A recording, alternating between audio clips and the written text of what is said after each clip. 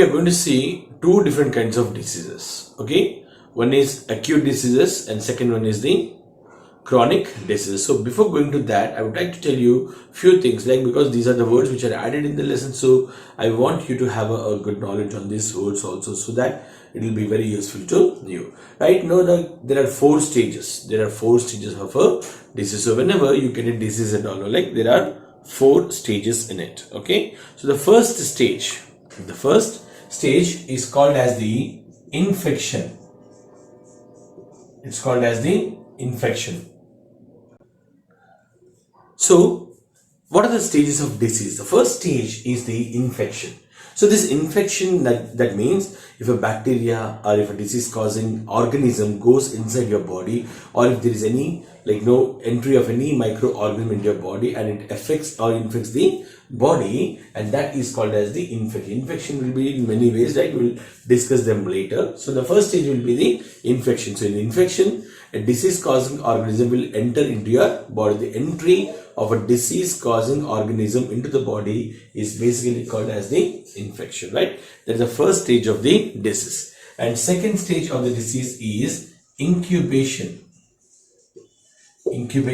So here incubation means, if one bacteria or if one virus is entering into your body, basically it cannot cause the disease, right? So it has to proliferate, it has to reproduce, it has to make the number into a huge number. So only after that they can be able to cause a disease. For example, we are as we are going to this pandemic situation, we are seeing that we are how many days it's taking symptoms, so if the coronavirus enters into our body, it is taking around 10 to 15 days or some in some way a week of time. So in all this week or 15 days, what will happen is this period is actually called as the incubation period. In this period, the number of the virus will proliferate, they will increase in number, and then when they feel that okay, now we are enough to cause a disease, okay, then they will be able to cause a disease. Otherwise, they will take some time. In some cases, it may take 5 years for the incubation. In some diseases, there are diseases where it is around 10 years of incubation period. So it always depends. So sometimes the incubation period will be hardly 2 or 3 days, and just after 2 or 3 days, you will be able to know the disease. Okay, so the incubation period is the time taken for the organism to proliferate, okay, or to become more in numbers, so that it will be able to cause a disease. Third one is called as the manifestation.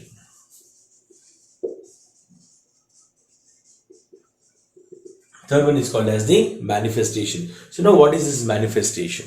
Now we will take the coronavirus, right? So now this in the manifestation, we can see that, so once the virus entered into the body, it has taken some time, some 10 to 15, 14 days of time. Okay. After that, then what is the symptom? There will be cough, there will be headache, okay, there will be loose motions, okay, and the cough will not be accompanied with the sputum. Okay, so these are all and also fever for 2 or 3 days and all. So what are these things? Okay, when you look at them, you will know that okay, these are the symptoms of corona. So then immediately you will go for a corona test, isn't it? So now here all these symptoms are shown up, so that you will know that there is some problem in your body. So if the symptoms are not shown up like this, when the virus says that okay, see, I'm inside your body, I'm making your body sick, so you know who I am, so see all these symptoms. So it is manifesting itself, it is showing up itself that there's a problem in your body because of that particular virus. So this is called as the manifestation. Manifestation is nothing but the symptoms. Manifestation is nothing but a kind of symptoms which are shown in the body, so that you will understand that you are suffering from some kind of sickness. Okay, children. So this is the third one. Third one is the manifestation. Fourth one is the termination. Fourth one is the termination. Let me write it neatly. Termination. Fourth one is the termination. That means end of a disease, right? You take the medication, you take the tablets, or you take the injections and whatnot. So what are the drugs you take, like after that the disease will be it will move from your body, so you will be completely become healthy, right? So this is the termination. So the disease causing germs and organisms will disappear from your body, will vanish from your body, they will die. So that condition is called as the termination. Sometimes we die.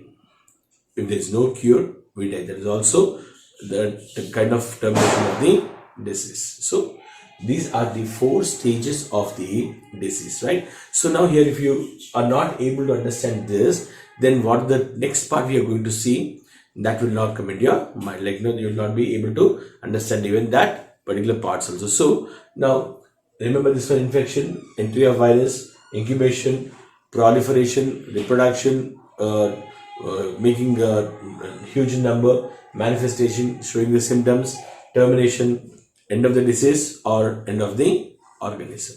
So these are the 4 different kinds of the stages of disease. We usually call them as the stages of disease. Actually there are 5, but okay, these 4 are fine for you. Okay children, now we'll come to the actual lesson. Okay,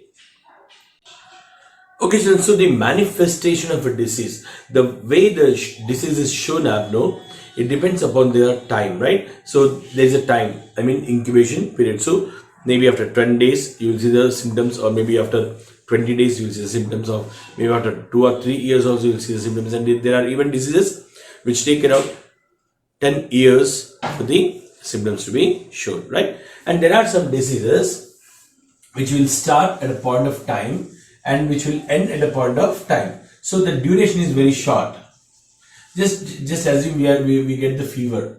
Okay, when you get the fever, it will last for some 2 to 3 days, or maximum is the 5 days. So after that will come to an end. So these kind of diseases which have a very, very short duration, are called as the acute diseases.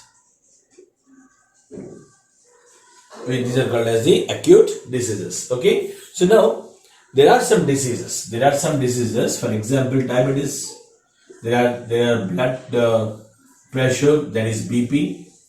Okay, and there are some heart problems. So now here, these are the diseases. They will stay in our body for a long time, sometimes until we die. Sometimes until the death of the person, they will be in the body, right? So, and these kind of diseases are usually called as the chronic diseases. They are called as the chronic diseases. So now, according to this, there are 2 different kinds of diseases. One is the acute disease, second one is the chronic disease. So acute diseases remain for a short duration. Chronic diseases, they will remain in the body for a long time. So you need to fight with this disease for a long time, and we don't know whether it will end. If it ends, that's fine, or sometimes it will even remain till the death of the person. So these are 2 different kinds of diseases. Okay, so now example we have taken is the cold. Every day cold. So cold, it will remain in your body for some days, 1 or 2 or 3, or maximum is 1 week. So after that you'll get the complete relief. So there will be no more cold in your body, right? So and that is how the disease will end, and that's the reason why we are calling it as an acute disease, because the duration is very short here. But whereas some other disease, if you are suffering from tuberculosis, okay, it may take a very, very long time for the disease to be get cured, and also we call it as a chronic disease because it stays in your body for a long time. Okay, so this is about the chronic diseases and also the acute diseases. Okay, children, right? So now, the basic point here to understand here is, even these acute diseases or the chronic diseases, they will have the effect on our health.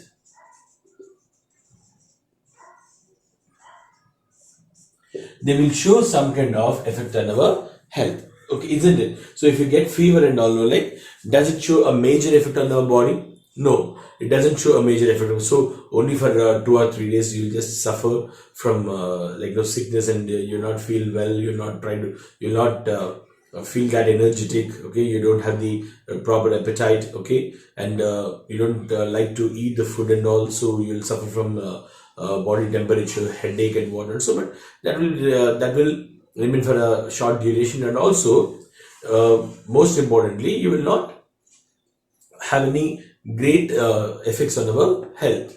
But if it is a chronic disease like tuberculosis or BP or the sugar, so definitely you can see some kind of changes in our body, changes in the body of the person. So that is how we can understand the chronic diseases and the acute diseases. So tomorrow we are going to discuss about this in a detail. What are the chronic diseases and what are the acute diseases? We'll study in detail. Okay, children. So until then, have a great day. Take care.